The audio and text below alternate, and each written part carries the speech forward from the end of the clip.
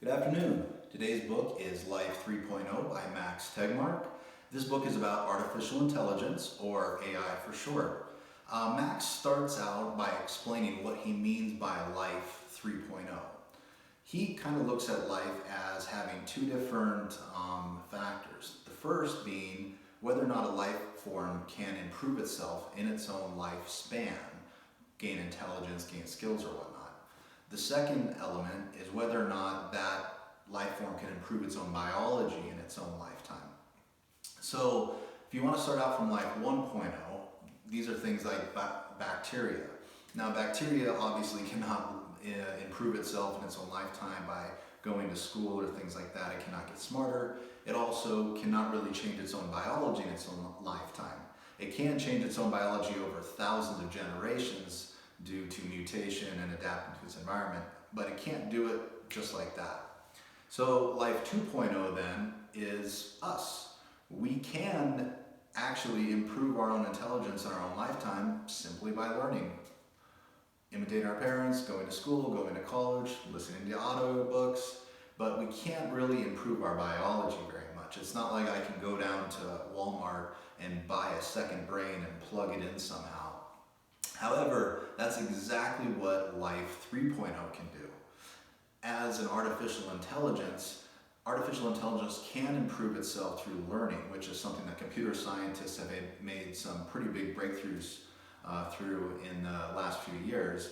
But artificial intelligence can also change its own biology, if you will. And think about a simple example, like you have a computer, you fill up the hard drive with all of your pictures and videos and programs and things. So you go down to the store, you buy a second hard drive, you plug it in with a USB cord, and wham, just like that, you have double the intelligence, double the processing power, double the data storage, whatever you're buying the product for. And so that's really what Life 3.0, and that's the advantage Life 3.0 has over us. So they can instantly change their biology and improve themselves. Now, once Max kind of lays that framework out, then he gets into the evolution of AI, kind of where we are now with things like AlphaGo and DeepMind, and the progression that we're going to see in the near future, in the next few thousand years, and maybe in the next billion years. What would an AI look like that spanned an entire galaxy? He also does a really good job, and my favorite part of the book is where he dispels myths about AI and kind of the silly Hollywood version of what AI would look like in the future if things went bad. And the most common one is the Terminator. You have these giant metal robots running around the world, shooting people with these laser guns, and it's just a total disaster, right? Well, that's probably not how it would actually go down. If artificial intelligence did want to take over, it would use its raw intellect to control us. And a good example of this that Max uses in the book is, think about a tiger. A tiger is faster than us, more ferocious than us. They've got big claws, they've got big teeth. But the reason why tigers are in zoos and we're their masters is because we're smarter than they are. So an artificial intelligence would probably control us the same exact way. It wouldn't take brute force, it would do it through intellect. So an example that I thought of is that imagine a presidential election. On one hand you have a human being, on the other hand you have an AI. The human being has a lot of good ideas and it's a human being, but the AI has the solution to every single problem in your life.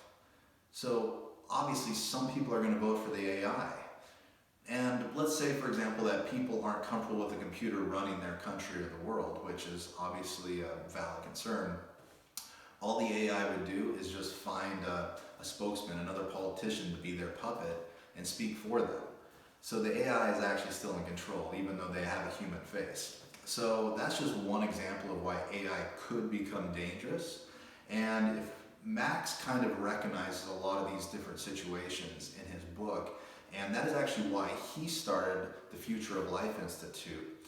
He was able to do this with a group of other AI scientists and concerned people, and a big endowment from Elon Musk, which is, it seems like Elon is just basically on a mission to save the world.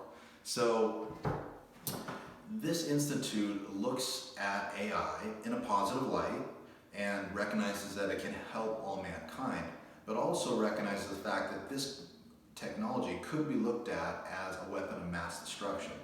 So what they're trying to do is create a framework of understanding among all the scientists in all the countries and all the political leaders in the world to recognize that this could be a problem. This could wipe out mankind if we're not careful.